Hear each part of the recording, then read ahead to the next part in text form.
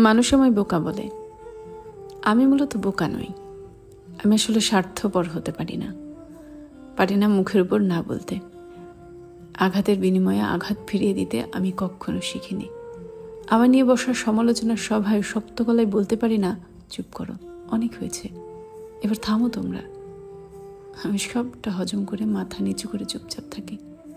আর এসব দেখে মানুষ আমায় বোকা ভাবুক। এই যে আমি মানুষকে ছুঁড়ে ফেলতে পারি না, বরং যারা কাছের তাদের হারানোর ভয়ে আরও খানিকটা শক্ত করে আঁকড়ে ধরি, জড়িয়ে নিয়ে নিজের সবটা জুড়ে।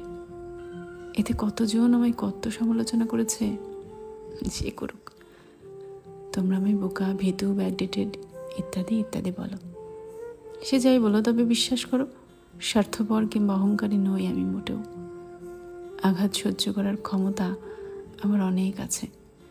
কিন্তু ভুলে যেও না, আমি যে মানুষ। অনুভূতির ক্ষমতা আমাদের সবার সমান সমান।